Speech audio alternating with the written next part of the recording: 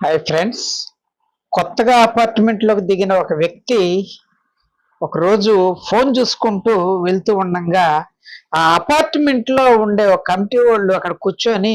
ఈయన పిలుస్తారు. ఏమండి, మీరు కొత్తగా వచ్చినట్టున్నారు కదా, మీకు తెలీదు, ప్రతి సంవత్సరం మేము ఫ్యామిలీస్ అంతా గ్యాదర్ అయ్యి ఒక ఫంక్షన్ లాగా చేసుకొని ఆ రోజు ఎంజాయ్ చేస్తూ ఉంటాము. దానికోసం ఎవరిష్టం వచ్చినంత వాళ్ళు వేసుకోవచ్చు, మీరు కూడా ఎంతో కొంత డొనేషన్ ఇవ్వండి అనేటప్పటికి వాళ్ళ వెనక ఆయన చూసి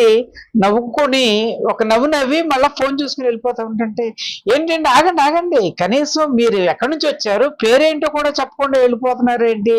అనేటప్పటికి వాళ్ళ మాట అనుకోకుండా ఆయన వెళ్ళిపోతూ ఉండేటప్పటికి అందులో ఉన్న ఒక పెద్ద మనిషి కోపం వచ్చి, అరే మాటలు రావు అనుకుంటారా, నోరు పడిపోయినట్టుంది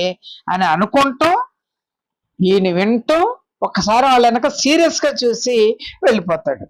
వెళ్ళిపోయినట్టే వాళ్ళు ఇగో హట్ అయ్యి, చూసావరా కనీసం నిన్నగాక మొన్నొచ్చి ఇన్ని సంవత్సరాల నుంచి మనం ఉండి పెద్దవాళ్ళం అయ్యిండి పిలిస్తే మాట్లాడకుండా వెళ్ళిపోతాడా, లాభం లేదు, వీడికి మనమంటే ఏంటో చూపించాలి, ఎలా చూపించాలి అని అనుకునే టైంకి ఆ వీధిలో చెత్త ఏరుకుని ఒక అమ్మాయి కనపడద్ది. ఆ అమ్మాయిని పిలిచి, అమ్మాయి నీకు డబ్బులు ఇస్తాం, నువ్వు పోలీస్ స్టేషన్కి వెళ్ళి ఒక పని చేయాలంటే, ఏంటి అయ్యారంటే వెళ్తున్నా ఆయన నువ్వు చెత్త కాగితాలు ఏరుకుంటూ ఉండంగా చూసి మా ఇంట్లోకి నువ్వు దొంగతనానికి వచ్చావని చెప్పి నిర్దాక్షిణ్యంగా బూతులు తిడుతూ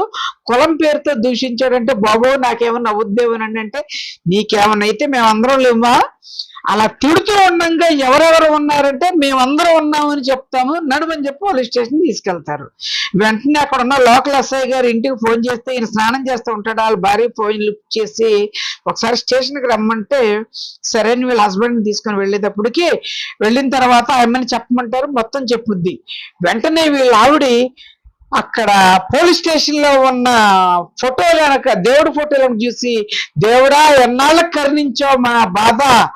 పుట్టుకతో మాటలు రాకుండా అన్యాయంగా మోగవాడైన నా భర్తకి మాట రావాలని చెప్పి రోజు నేను మొక్కుకుంటూ ఉన్నాను, ఈ అమ్మాయి రూపంలో మీరు మాటలు రప్పించారనమాట అని. ఏమండి ఒక్కసారి మళ్ళొక్కసారి ఆ అమ్మాయిని ఏమని తిట్టారు ఒకసారి మాట్లాడరా అని అనేటప్పటికి ఈ పెద్ద మనుషులకి షుగర్ ఉన్న వాళ్ళకి షుగర్ డౌన్ అయిపోద్ది, బీపీ ఉన్న వాళ్ళకి బీపీ రైజ్ అయిపోద్ది. ఎస్ఐ గారు వెంటనే బుద్ధి లేదారా పాపం మాటలు రాయని ఆయన మీద అనవసరంగా ఇలాంటి నింద వేశారని మొత్తం అందరినీ లోపలేసేస్తారు. మై డియర్ ఫ్రెండ్స్, ఒకళ్ళ మీద నింద వేసినప్పుడు తిరిగి ఆ పాపం మనకు వస్తుందో లేదో చెప్పలేం, కానీ వాళ్ళు మాత్రం పడే మానసిక క్షోభ